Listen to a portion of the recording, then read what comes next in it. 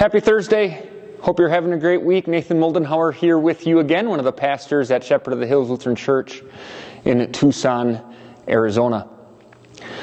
Last Saturday here at Shepherd of the Hills, we had our annual Community Oktoberfest. Just a great opportunity to get our church family together. Also, a cool opportunity to invite our neighbors or friends, our relatives, our co-workers to our campus, have a chance to enjoy an evening together. Yes, it's an Oktoberfest, so we had bratwurst and sauerkraut. But we had a lot of fun things for everybody. Had some crafts for the kids, had some games. We did face painting, a jump house.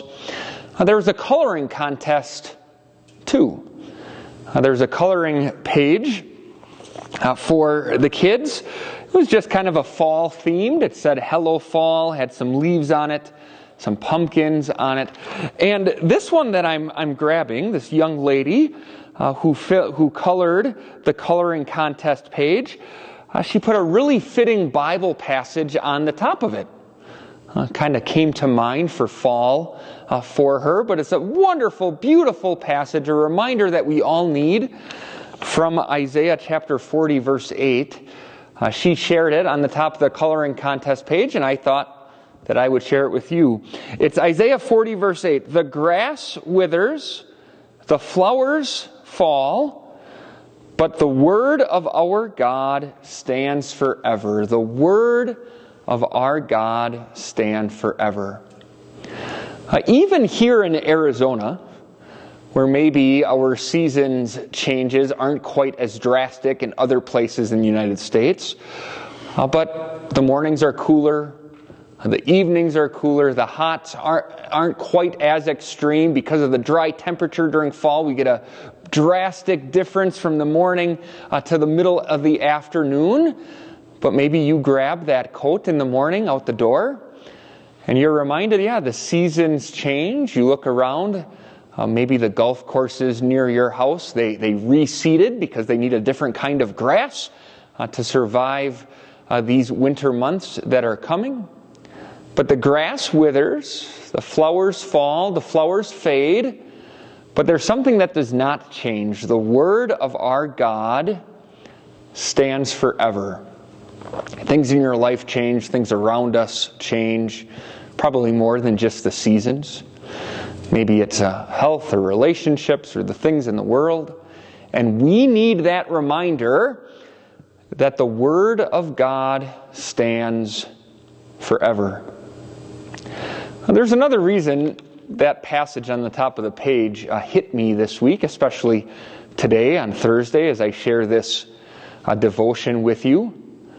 Some of you might be preparing to have trick-or-treaters come to your door, as many have Halloween on their mind. But October 31st is something else, and you might know this, right? October 31st, we celebrate the Lutheran Reformation. As 507 years ago today, a monk by the name of Martin Luther nailed 95 theses or 95 statements of debate to the Castle Church door in Wittenberg. He said, hey, there's some things we need to talk about. He was putting this out there for the church leaders. He said, some of our teachings, many of our practices, they don't match the Word of God, what the Word of God says. Again, the Word of God stands forever. This needs to be our guide. This is the one thing that doesn't change. He said, these are 95 things I want to talk with you about. These are 95 things that we should take a look at in light of what the Word of God says.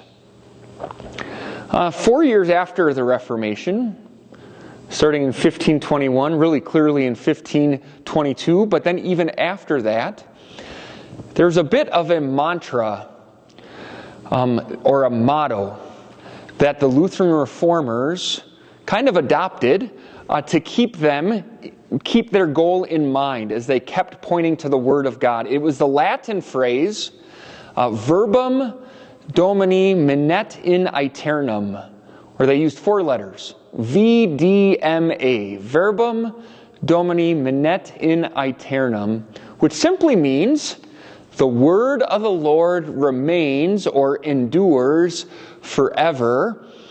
And they use this passage that the young lady put on top of her coloring contest page, Isaiah 40 verse 8, as the basis for their mantra. Yes, the word of the Lord endures forever. Maybe that comes to mind as seasons change. But as we celebrate or remember the Lutheran Reformation, that God returned the focus of the church back to His word that never changes, that can be a little mantra of our own. The word of the Lord endures forever. So thank you to this young lady who reminded me of that on the top of her coloring contest page. And yes, go ahead, have a few pieces of candy today as you remember Halloween. Maybe you decorate a little bit of that for that, or you have trick-or-treaters come to your door, or you're going trick-or-treating in the neighborhood with your children. But you can also remember, oh, Lord, thank you for returning the truth to your church. Thank you for your word. Thank you for the word of God that remains, that stands, that endures forever as everything around us changes. The word of our God does not. May God bless you and keep you. Until next time, take care.